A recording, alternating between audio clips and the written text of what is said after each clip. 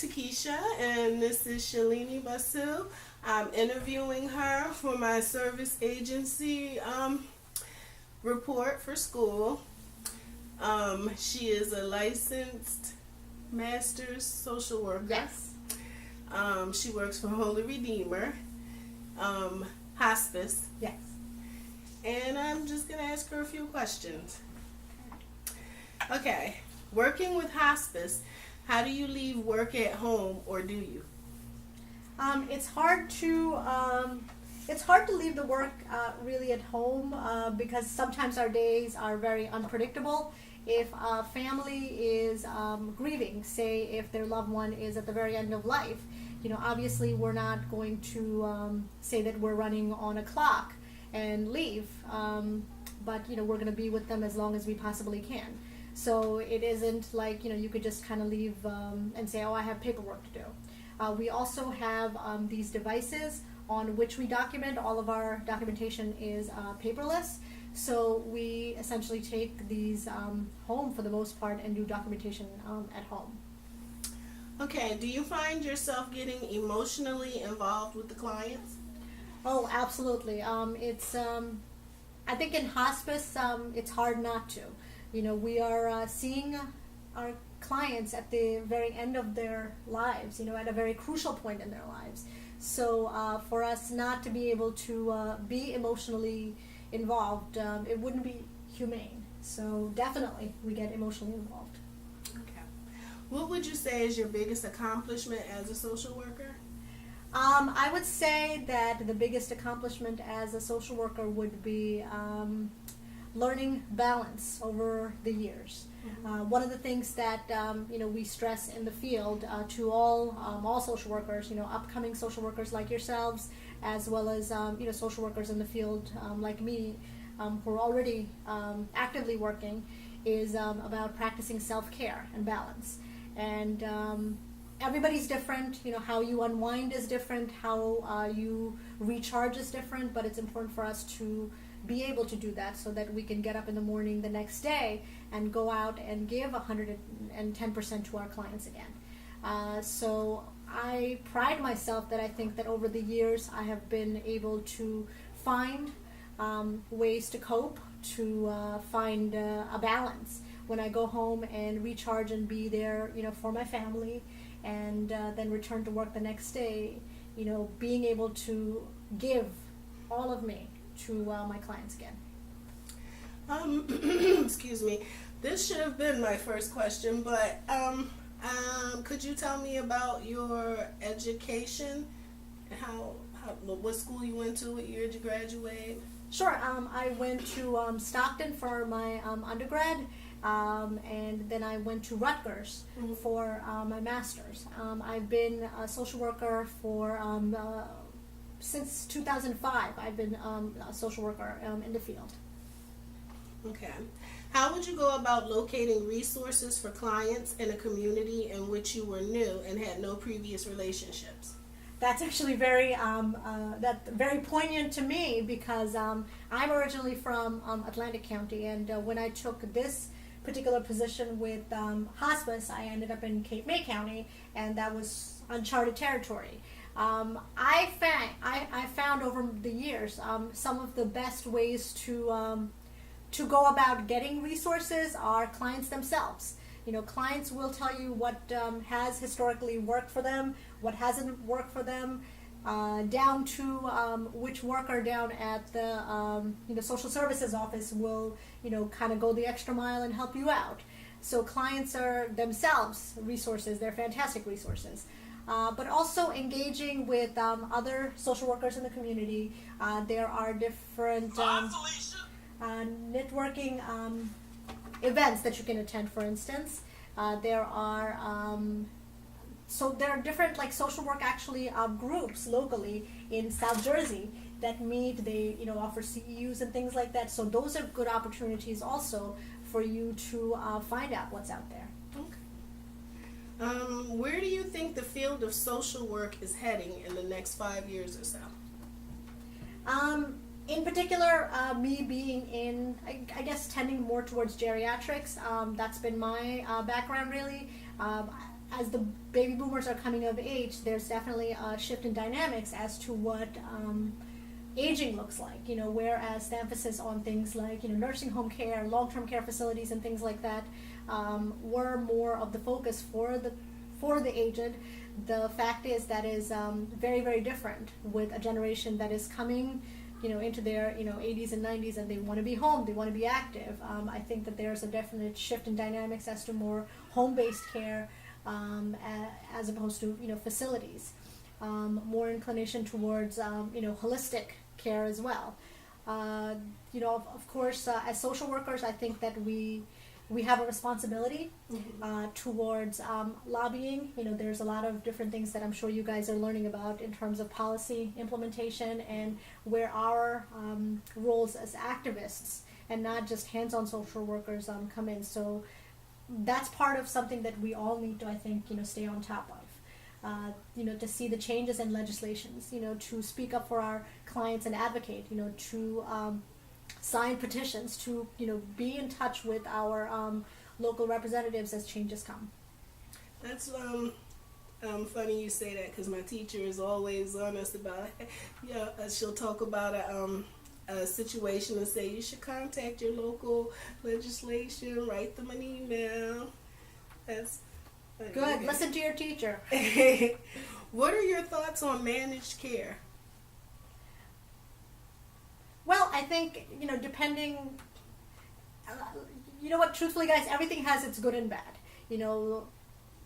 Managed care, the advantages, I would say, the main advantage is that it is managed, that you do, for the most part, end up having a point person who helps kind of guide your services, as opposed to you picking up the phone and having to make a bunch of different calls and making the referrals. So the managed care, I like managed care in that sense. However, based on my experience, it does make it a little bit harder to find providers of necessarily your choice. Okay. Are you a member of any professional organizations? I am a member of the National Women's National Women's Association, Professional Women's Association. I'm sorry, and the NASW, the National Association for Social Workers. Okay, I know about that. Do you go to any of the meetings? I do not, and that's just for personal reasons. I just schedule. I'm very busy. I haven't been able to. Knowing what you know now, is there something you would do differently in the management of one of your field work cases? Oh, absolutely. And guys, you guys will come across this a lot. Like in your careers, there always will be cases where you're like, well, what if I had done this? Would it have been a different outcome? I mean, absolutely. There are lots of clients that I wish that I could have, done more. There are people where there were, resources were sparse that I felt like I could have, dug a little bit harder. Looked in a couple of other places to find them resources that really weren't, attainable or available. So there's always those cases that, will stay with you. Now, here's the thing. Here's the important thing that on a good day that I'm able to rationalize to myself also, and as should all of you, is the fact that your heart is in the right place. I hope that everybody out there who's watching, you included, that you're going into the profession because you want to help people. And, we are limited in lots of ways, whether it's by protocol, whether it's by policy, whether it's by, limited resources, whatever. And there are definitely going to be instances where you end up feeling kind of defeated. You end up feeling like you could have maybe pushed the envelope a little bit further. But you being present in the moment, you showing up and wanting to help, that goes a long way. Okay. Why did you select a career in social work? Well, when I was at Stockton, I was actually studying to be an English teacher.